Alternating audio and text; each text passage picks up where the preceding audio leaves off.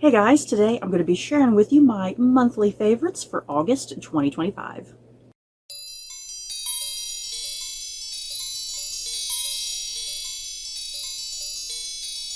So, how did everybody's August go? I do have a couple little random things I'd like to share with you guys for this particular month. And as always, I love hearing what you guys get up to any given month. I don't care what it is. It can be books, movies, music, television, vacations, hobbies, whatever. I don't care what it is. Anything that gives your life great joy, share with me down below. So yeah, let's get going with some random things here. Before I get going with like some movies and television that I watched this month, just some quick like merchandise, I suppose. For starters, I got yet another lovely shirt, you guys. And once again, because I work in the retail section at Cracker Barrel, I'm always looking at all the new clothing, and there's always a lot of really cute, pretty stuff. So yeah, we happen to have like this shirt, and it's like sheer right here, and it like kind of drapes down, and it's really pretty. I like it. There's kind of like this nice little witchy gothic vibe to it. I really like it. I've just been really into these like flowy shirts. I don't know what it is. Maybe I'm getting old. Is it me? Is this an old lady thing? I don't know. But yeah, I really love this shirt. And then yeah, some other merchandise. Dubai chocolate. You guys, can we talk about the new hip, trendy chocolate, which is Dubai chocolate? I kid you not. I have not heard anything about Dubai chocolate until literally like the past like month or two, and it just kind of like exploded out of nowhere. Maybe this trend has been around for months and I am just behind because I just don't keep up with trends whatsoever. But like a few months ago, for instance, I was at like one of my local bakeries, and we noticed that all of their chocolate products, like they had like a cheesecake, and they had like some sort of brownie, and then they had like chocolate bars. We noticed that, like I said, at one of our local bakeries, we noticed that everything that had like chocolate in it said Dubai chocolate, and we, like, me and my sister were like, what the hell is Dubai chocolate? So we just kind of bought a bunch of stuff that said Dubai chocolate, because I remember I bought like a Dubai cheesecake, and then we bought a couple Dubai chocolate bars, and the thing is, we noticed that they were fairly pricey, and we kind of didn't really understand why they were so pricey, but boy oh boy, when we ate them, they were delicious. And once again, I started noticing this maybe about 2 months ago or so with the Dubai chocolate, and I had no idea it was this really new hip popular trend. You know, I just kind of bought the chocolate just to buy it.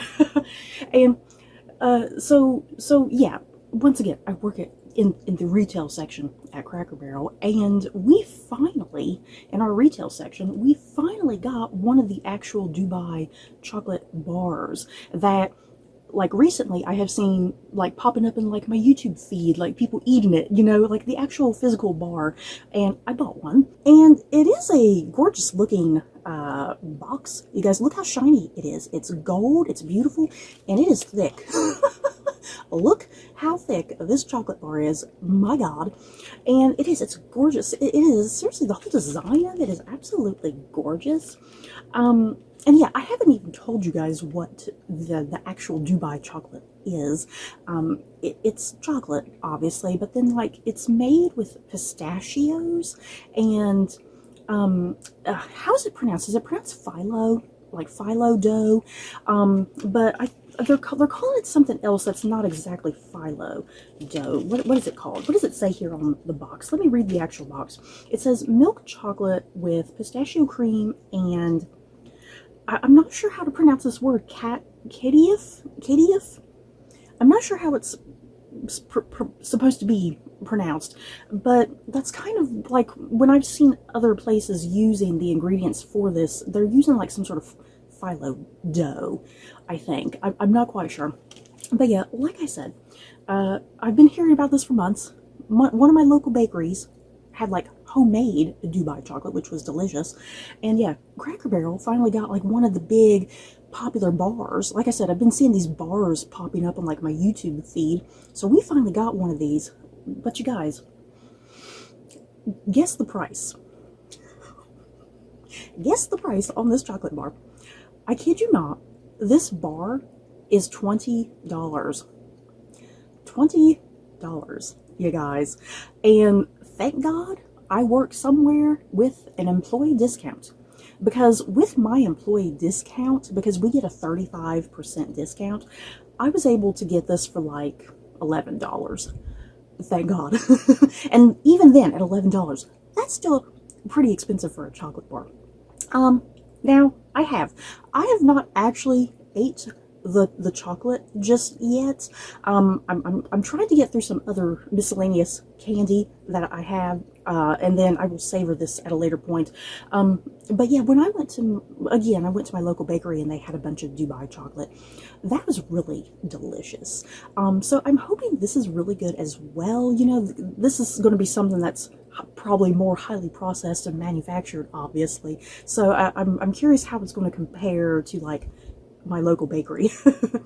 And yeah, like I said, look how thick this chocolate bar is, you guys. And I have a feeling I can only eat like one little piece at a time, because it does look like it's like divided up in little chunks. So yeah, I have a feeling I can only eat like a little tiny bit at a time, because I feel like this is going to be something that's like really rich, like too rich for me, and I'm someone who loves chocolate. So yeah, anybody else aware of the Dubai chocolate trend? Am I just behind with the times? Once again, I'm old. Maybe I'm just behind with the times and everyone's been aware of this since the start of 2025. I have no idea. But yeah, I've literally just started hearing about this chocolate for the past couple months, and I do like I said, the local bakery I had, I really did like it. If you like pistachio, this is going to be your sort of thing. If you don't like pistachio, you're not going to like this. Okay, and then just to kind of finish up this video, some of the movies and television shows that I got around to this month. A lot of what I'm going to be mentioning here at the very end of this video, a lot of it I'm not really going to go into any sort of detail, because a lot of it I plan on doing like full video reviews like over the next month or so. Like The Gilded Age, for starters. The Gilded Age Season 3 started back up on HBO Max, like a month or two ago, something like that. Maybe it's been longer. Yeah, Season 3 of The Gilded Age, I have absolutely loved it, and I think at the time of this video being uploaded, my thoughts and feelings on Season 3 of The Gilded Age should be uploaded for you to enjoy if you want to go listen to it, if you happen to watch the latest season. But yeah, Gilded Age Season 3, you guys. I love that rich people drama. I am totally here for that. So yeah, a great, fantastic season, my god. Full of scandal and murder attempts and weddings, yay.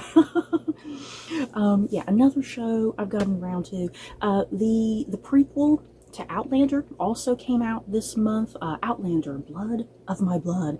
And so far, I'm pretty pleasantly surprised with Blood of My Blood. I wasn't sure how it would compare to Outlander, because I do love Outlander so much. But yeah, Blood of My Blood has been pretty great so far. Yeah, once that season finishes up, I am definitely most likely going to be doing a video review on that as well. I've also been watching something else called The Institute, and that's on MGM Plus, you guys, which I think me and maybe a small scattering of other people watch MGM Plus. MGM Plus is just one of those streaming networks not many people even are aware of or even flock to. But yeah, The Institute is based off of the Stephen King book of the same name, and it's about like a boy who gets kidnapped in the middle, a teenage boy who gets kidnapped in the middle of the night, and he's taken to this mysterious institute where it's full of other teenagers who have like telepathy and telekinesis. And yeah, this institute wants all these teenagers for some particular reason, which you kind of get revealed as the season progresses. But yeah, I have been loving and enjoying The Institute, which by the way has Ben Barnes in it, you guys. And yes, am I still bitter about the cancellation of Shadow and Bone over on Netflix? Yes, I am. Netflix. So yeah, I got some more Ben Barnes though with The Institute, and I am definitely going to be doing a review on that. I've been really pleasantly surprised with that show as well. I didn't know how much I would like it, because I was primarily watching it it for Ben Barnes, you guys. Let's be real. But yeah, definitely a review for that coming up. I've also been watching season 3 of Foundation. Yeah, guys. Anybody else watch Foundation? It's on Apple TV Plus. Like I said, this is like its 3rd season. It's a sci-fi show, like a really heavy sci-fi show.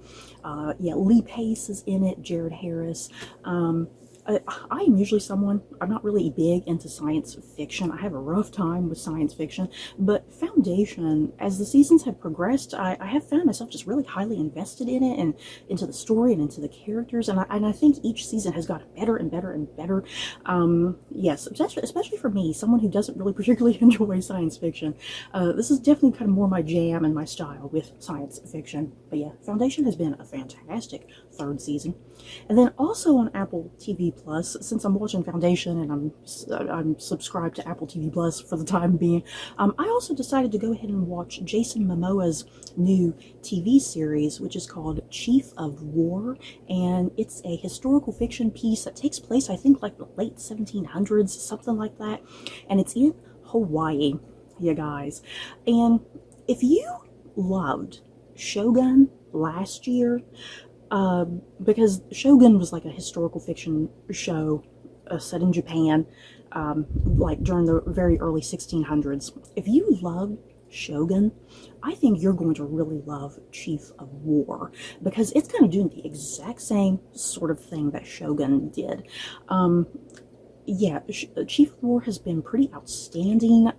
It's gorgeous and beautiful to look at, and yeah, showcasing Hawaii and having actual Hawaiian actors doing these roles, and yeah, showcasing a point of history that we often don't get to see, you know, especially with Hawaii. You know, we don't, it's not every day we get Hawaiian historical fiction. How much European historical fiction do we have? A lot of it. So I have really enjoyed seeing Hawaii in a historical setting. Like I said, like late 1700s, and yeah, like everybody is speaking like the native language. You know, they're speaking the native language, and the costuming is gorgeous. Yeah, there's barely any English actually in it. Yeah, costuming is wonderful. The settings. Yeah, if you love all things historical fiction, do not pass up Chief of War. I think you will love it. Like I said, especially if you loved Shogun last year. And then just to quickly go through here some movies. I watched Becoming Jane, finally. Yeah, guys, my thoughts and feelings on Becoming Jane will be going up sometime in August. Yeah, that has Anne Hathaway playing Jane Austen, and James McAvoy is in it. Yeah, it's about like Jane Austen and like one of her first early loves, what have you. It's really highly kind of not accurate, but it's still a good film. I liked it. But yeah, I'm definitely going to be doing a video on my thoughts and feelings on Becoming Jane, because I finally watched that movie, you guys. And you guys, I finally got around to watching Labyrinth. Yes, the 1986 David Bowie, Jennifer Connelly Labyrinth. It's taken me this long to watch Labyrinth. How can that be? It's a cult classic.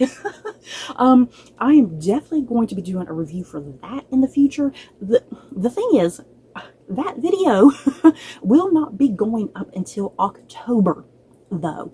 Yes, I pre-plan months ahead of time for my videos, you guys. That's how early I get some of these videos kind of going. Yeah, I kind of wanted to do Labyrinth, but because if you've noticed, each month I have been doing like I finally watched this. I finally watched whatever show or movie it is. So yeah, Labyrinth is kind of part of that video series that I'm doing with the I finally watched whatever.